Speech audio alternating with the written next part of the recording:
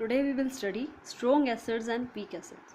पहले हमने एक जनरल क्राइटेरिया लिया था कि जितने भी मिनरल एसिड्स हैं वो हमारे होते हैं स्ट्रॉन्ग एसिड्स, एंड जितने भी हमारे ऑर्गेनिक एसिड्स हैं वो होते हैं वीक एसिड्स। ठीक है, it was the general criteria. लेकिन किस बेसिस पे हम किसी भी एसिड को स्ट्रॉन्ग या फिर वीक कह सकते हैं, उससे पहले हम दो टर्म्स देखते हैं, डिसोसिएशन एंड आयनाइजेशन। दोनों एक दूसरे के सिनोनियम हैं। ठीक है, डिसोसिएशन या फिर आयनाइजेशन होता क्या है? मान लिया हमने क्या देखा था कि जो एसिड्स हैं या हमारे बेस हैं या फिर सॉल्ट है, जैसे हम उसको पानी के अंदर डिज़ोल्व करते हैं, व्हेन एन एसिड और ए बेस डिज़ोल्व्ड इन वाटर। ठीक है, एसिड लेते हैं हम, अगर किसी भी एसिड को हम वाटर के अंदर डिज़ोल्व करते हैं, से हमारा एसिड है, ठीक है, इसके अंदर तो एसिड का मान लिया हमने HCl लिया, ठीक है, उसको हमने वाटर के अंदर डिज़ोल्व किया, तो ये आयनाइज हो जाता है, मतलब ये टूट जाता है, सेपरेट हो जाते हैं इसके ions in H positive and Cl negative. और यहाँ पे H पॉजिटिव मतलब किसी भी पॉजिटिवली चार्ज स्पीसीज को क्या बोलते हैं? कैटायन। और जो भी नेगेटिवली चार्ज स्पीसीज होती है उसको हम बोलते हैं एनायन। ठीक है, तो हम कह सकते हैं कि डिसोसिएशन क्या है? किसी भी एसिड का या फिर बेस का उसके कंस्टिट्यूएंट कैटायन और एनायन के अंदर टूटना इज कॉल्ड आयनाइजेशन और डिसोसिएशन। ठीक है, तो एसिड कभी भी स्ट्रॉन्ग कब होगा? Acid will be strong when it will completely dissociates. अगर कोई एसिड कंप्लीटली डिसोशिएट हो जाता है तो हम उसको बोलते हैं वो एसिड क्या है? स्ट्रॉन्ग एसिड है। कंप्लीटली डिसोशिएट होने का मतलब क्या है? उसका हर एक मॉलिक्यूल, जैसे HCl है, H2SO4 है, HNO3 है, ठीक है, उस एसिड का हर एक मॉलिक्यूल, एक जो मान लिया हमने 10 ml कोई भी एसिड लिया है, कोई भी एसिड लिया हमने, कितना? 10 ml लिया, ठीक है, उस 10 ml में HCl एसिड कौन सा है? मान लिया HCl ही लिया है हमने, तो उस 10 ml में HCl के जितने भी मॉलिक्यूल हैं, जब हम उन्हें पानी के अंदर डिज़ोल्व करेंगे, वाटर के अंदर डिज़ोल्व करेंगे, तो उसके सारे के सारे मॉलिक्यूल्स क्या होने चाहिए? डिसोशिएट हो जाने चाहिए, आयनाइज होने चाहिए। मतलब हर एक मॉलिक्यूल क्या है? अपने respective cation, that is H positive charge, H positive, hydronium ion भी बोलते हैं इसको, और अपने एनायन के अंदर क्या हो जाएगा? डिसोशिएट हो जाएगा, that is Cl negative in case of HCl। So negatively charge species को हम क्या बोलते हैं? एनायन। पॉजिटिवली चार्ज स्पीसीज को बोलते हैं हम कैटायन। तो अगर किसी भी एसिड को वाटर के अंदर अगर हम डिज़ोल्व करते हैं और उसका हर एक मॉलिक्यूल कंप्लीटली डिसोशिएट हो जाता है in their respective cation and anion, उसको हम बोलते हैं स्ट्रॉन्ग एसिड। सो जितने भी मिनरल एसिड्स हैं हमारे,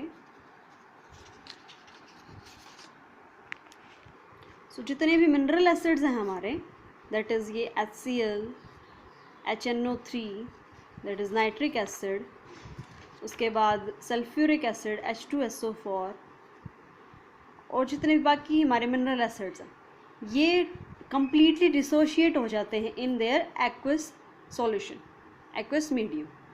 एक्वस मीडियम का मतलब हमने क्या किया था? एक्वस सॉल्यूशन वो सॉल्यूशन होता है जिसका सॉल्वेंट कौन हो? वाटर हो। सॉल्वेंट इज वाटर, मतलब जो भी सॉल्यूशन हम वाटर के अंदर बनाते हैं ना, उसको हम बोलते हैं एक्वस सॉल्यूशन। तो हम ये भी कह सकते हैं strong acids are the acids which completely dissociate in their aqueous medium. ठीक है, in the same way weak acids, weak acids हमने किन्हें बोला था कि ऑर्गेनिक एसिड जो होते हैं हमारे, वो क्या होते हैं? वीक एसिड होते हैं। ऐसा क्यों? क्योंकि उनके जो आयन्स हैं, जैसे कि एसिटिक एसिड ले लो तुम, CH3COOH, ये डिसोशिएट होगा किसके अंदर? CH3COO नेगेटिव, ये इसका क्या हो गया? एनायन, ठीक है, और प्लस H पॉजिटिव, ये हो गया इसका कैटायन, ठीक है। तो इसके सारे मॉलिक्यूल्स जो हैं आयनाइज नहीं हो पाते when we dissolve it into water. तो इस वजह से ये क्या है? एक वीक एसिड है। सो जिस एसिड के मॉलिक्यूल्स कंप्लीटली डिसोशिएट नहीं होते, do not dissociate completely, not dissociate completely, उसे हम क्या बोलेंगे? Weak acid.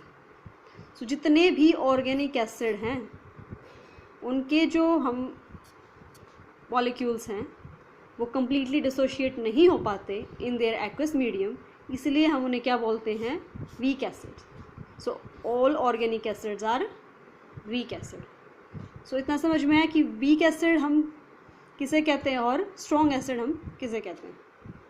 सिमिलरली बेस जो है वो किसके अंदर टूटता है? OH नेगेटिव और प्लस उसका कोई भी हमारा पॉजिटिव चार्ज कैटायन हो रहा है, उसका कैटायन कुछ भी हो सकता है मेटल, और plus OH negative anion, hydroxyl ion बोलते हैं इसको, ठीक है। सो बेसिक नेचर के लिए कौन रिस्पॉन्सिबल होता है बेस के अंदर? OH नेगेटिव आयन, ठीक है। सो जो स्ट्रॉन्ग बेसिस होते हैं, जैसे हमने एसिड्स को डिफाइन किया वैसे ही क्या कर सकते हैं? बेस को डिफाइन कर सकते हैं।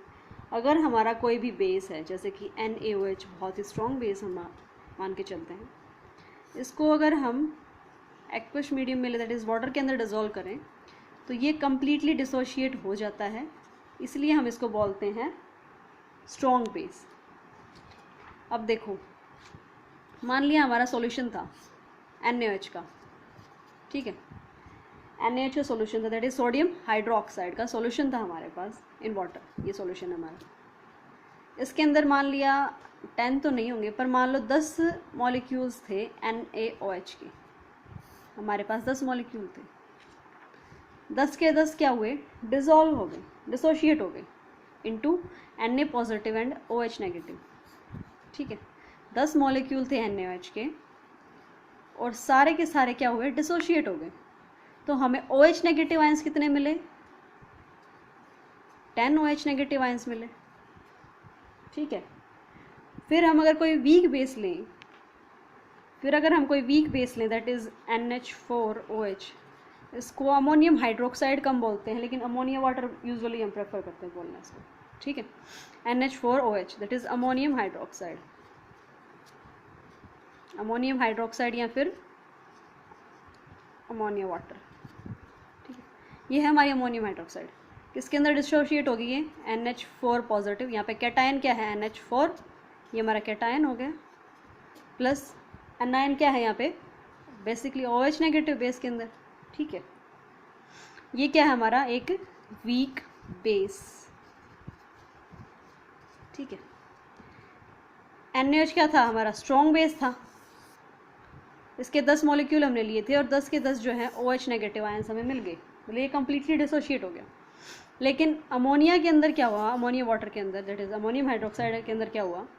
हमने 10 मॉलिक्यूल्स डिसॉल्व किए इसके वाटर के अंदर, ठीक है। वाटर के अंदर हमने कितने मॉलिक्यूल्स किए?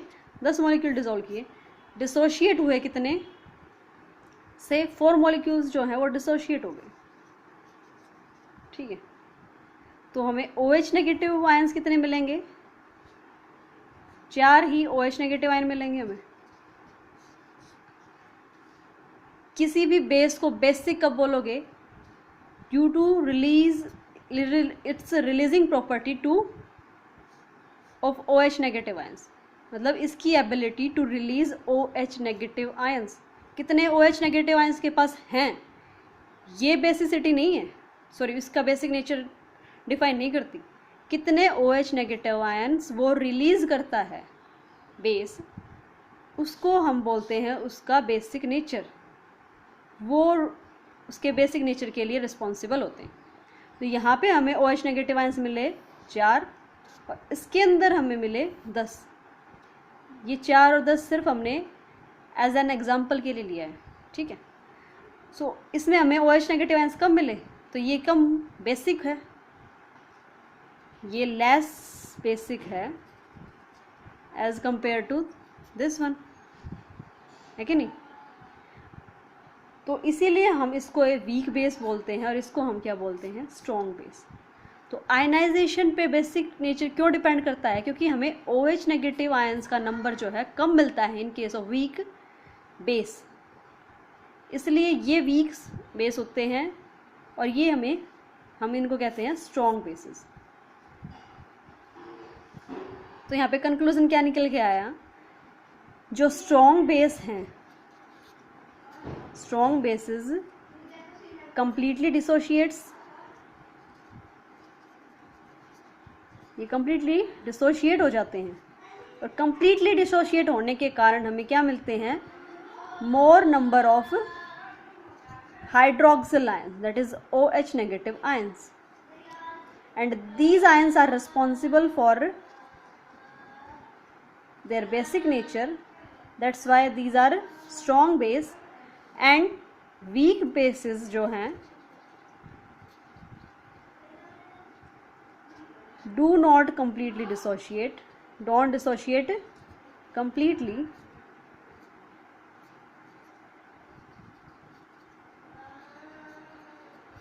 ठीक है। That's why we get lesser number of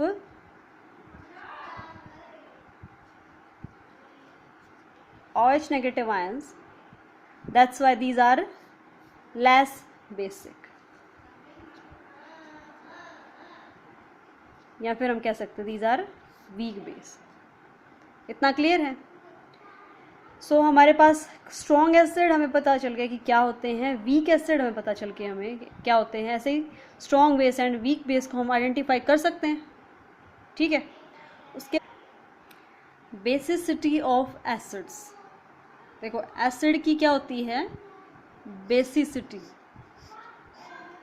और बेसिस की क्या होती है, एसिडिटी, ठीक है। ले एक्सप्लेन करते हैं इसको। बेसिसिटी ऑफ एसिड्स मतलब the number of replaceable hydrogen atoms, number of replaceable hydrogen atoms, जितने हाइड्रोजन एटम किसी भी एसिड के अंदर हैं वो नहीं, कितने हाइड्रोजन एटम रिप्लेस कर सकते हैं वो, which it can release when dissolved in water और in aqueous solution. So basicity किसी भी एसिड की क्या होती है, number of replaceable hydrogen atoms. कोई भी एसिड कितने हाइड्रोजन एटम्स रिप्लेस कर सकता है, ठीक है, रिलीज कर सकता है as H positive ion. For example अगर हम देखें HCl, H पॉजिटिव और Cl नेगेटिव के अंदर डिसोशिएट होता है। सो यहाँ पे एक HCl मॉलिक्यूल ने कितने हाइड्रोनियम एटम रिलीज किए, एक हाइड्रोनियम एटम रिलीज किया ना, तो इसकी बेसिसिटी क्या होगी, बेसिसिटी ऑफ HCl अगर तुमसे पूछे तो क्या होगी, 1। ऐसे ही sulphuric acid H2SO4, sulphuric acid है, ये कितने हाइड्रोनियम आयंस में टूटेगा, 2, 2 हाइड्रोजन है ना, तो 2H पॉजिटिव आयंस ये देगा और SO4 2 नेगेटिव के अंदर डिसोशिएट होगा। तो यहाँ पे इसने कितने हाइड्रोनियम आयन रिलीज किए, कितने H पॉजिटिव आयन रिलीज किए, 2। सो बेसिसिटी अगर तुमसे H2SO4 की पूछी जाए तो क्या होगी, 2। सो बेसिसिटी ऑफ HCl यहाँ पे क्या है, 1 है। क्यों, क्योंकि ये एक H पॉजिटिव आयन रिलीज करने की एबिलिटी रखता है, ठीक है। ऐसे ही H2SO4 की बेसिसिटी कितनी है, 2, क्योंकि एक जो सल्फ्यूरिक एसिड है वो 2 H positive ion, 2 hydronium ion जो है रिलीज कर सकता है। हाइड्रोनियम आयन भी बोलते हैं H पॉजिटिव आयन को, ठीक है। सो बेसिसिटी ऑफ एसिड समझ में आ गया। Number of replaceable hydrogen atom and acid contained. ऐसे ही एसिडिटी किसकी होती है, बेसिस की होती है। सो मान लिया हमारे पास NaOH है, एक सेकेंड, बेसिसिटी क्या होती है, number of replaceable OH negative ions is called the basicity of, sorry acidity of basis. Base की एसिडिटी, एसिड्स की basicity. So if we want to define what is the acidity of bases, it may be defined as the number of replaceable hydroxyl ions. It is the hydroxyl ions, number of replaceable hydroxyl ions present in a base which it can release when dissolved in water or in its aqueous solution is called the acidity of a base. Clear इतना। Example अगर हम लेके देखें, that is calcium hydroxide है तुम्हारे पास, इसके अंदर दोनों ही जो OH नेगेटिव आयंस हैं वो डिसोशिएट हो जाते हैं, तो इसकी बेसिसिटी कितनी हुई,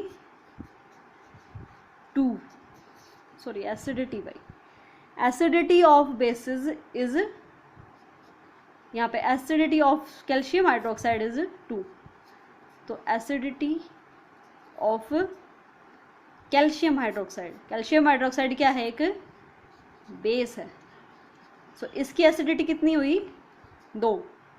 ऐसे ही NaOH है तुम्हारे पास, NaOH, ये किसके अंदर एसोसिएट होता है, Na positive plus OH negative. एक सोडियम हाइड्रोक्साइड ने कितने OH नेगेटिव आयंस रिलीज किए, कितने हाइड्रोक्सिल आयन रिलीज किए, 1। तो एसिडिटी ऑफ NaOH अगर तुमसे पूछे तो कितनी होती है, 1। ऐसे ही मैग्नीशियम हाइड्रोक्साइड MgOH ट्वाइस, इसके भी दोनों ही OH नेगेटिव आयंस रिलीज हो जाते हैं, इसलिए मैग्नीशियम हाइड्रोक्साइड की एसिडिटी अगर तुमसे पूछे तो कितनी होती है, 2। तो acidity of base is defined as the number of replaceable hydroxyl ions. Hydroxyl ion मतलब OH नेगेटिव आयन कितने वो रिप्लेस कर सकता है, कितने वो रिलीज कर सकता है, ठीक है, when dissolved in water is called the acidity of A base, ठीक है।